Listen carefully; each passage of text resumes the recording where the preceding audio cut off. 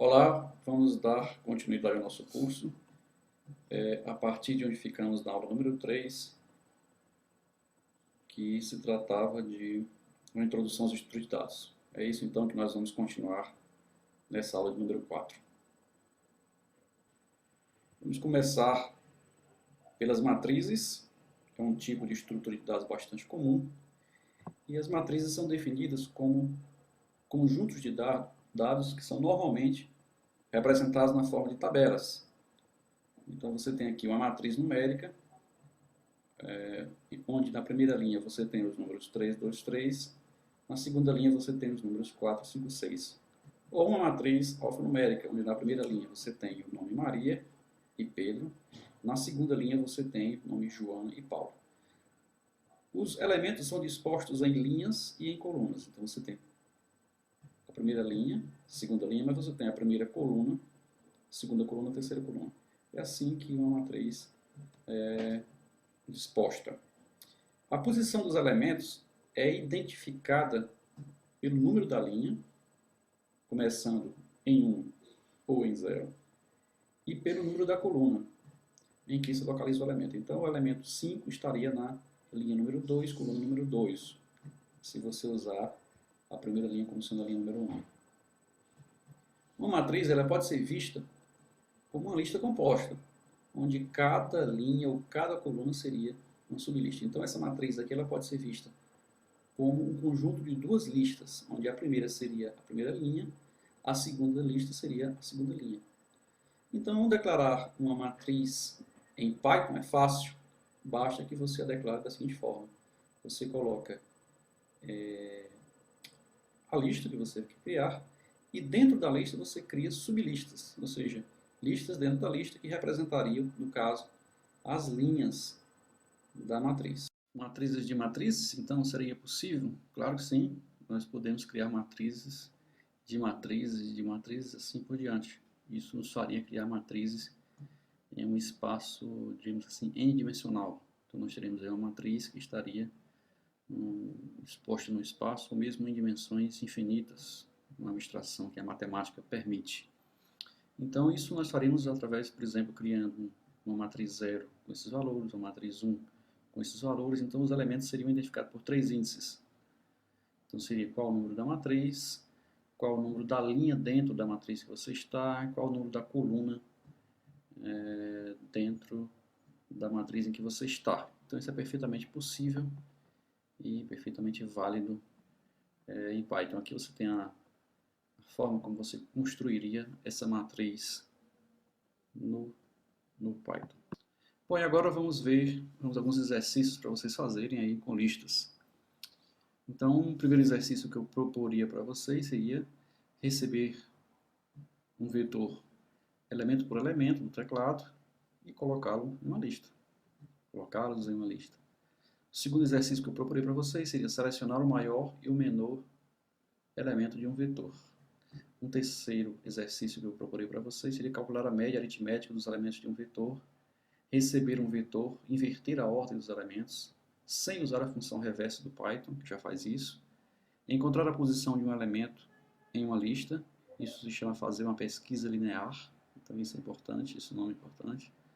A seguir, selecione os elementos pares de um vetor, selecione os elementos que são pares dentro de um vetor, selecione os elementos pares do vetor e copie para um segundo vetor, seria um outro exercício para fazer. Crie um vetor com valores intercalados de dois outros vetores. Então eu daria para vocês uma pausa, daria um tempo.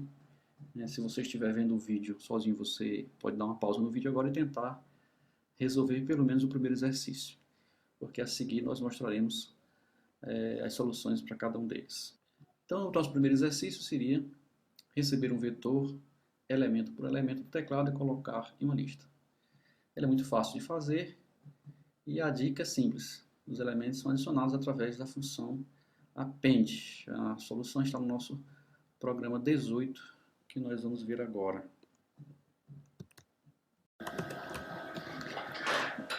Bom, nós temos aqui o nosso programa número 18, já foi digitado. E o nosso programa tem as seguintes características. Você tem inicialmente um vetor vazio, A gente define um vetor vazio. A seguir, ele pede que seja digitado, através do comando input, uma quantidade de elementos que vai ser adicionada à variável n, né? Esse valor vai ser colocado na variável n pelo comando input, e ele representa exatamente a quantidade de elementos que vai ser adicionado ao vetor vazio que nós acabamos de criar. Criamos uma variável i para controle do laço, variável i igual a 0, e criamos o nosso laço. Enquanto i for menor do que n, ou seja, ele vai executar isso aqui n vezes.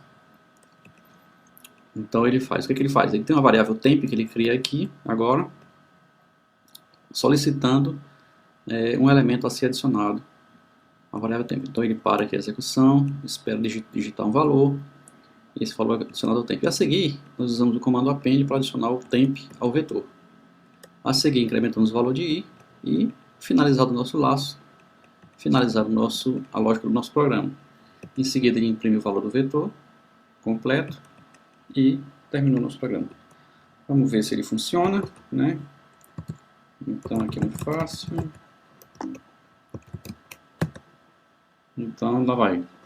Digite a quantidade de elementos a selecionar. Vamos supor que nós vamos digitar, adicionar 5 elementos. Ele vai pedir os elementos a serem adicionados. Eu vou colocar valores quaisquer aqui. Vou digitando aqui um após o outro. E está aí. O nosso programa funcionou corretamente para 5 elementos. Vamos testar mais uma vez. Ver se ele funciona para 10 elementos.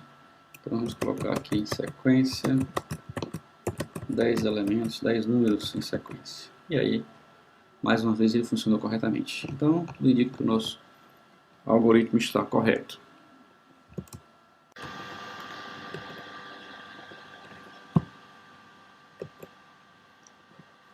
O nosso próximo exercício é esse exercício aqui.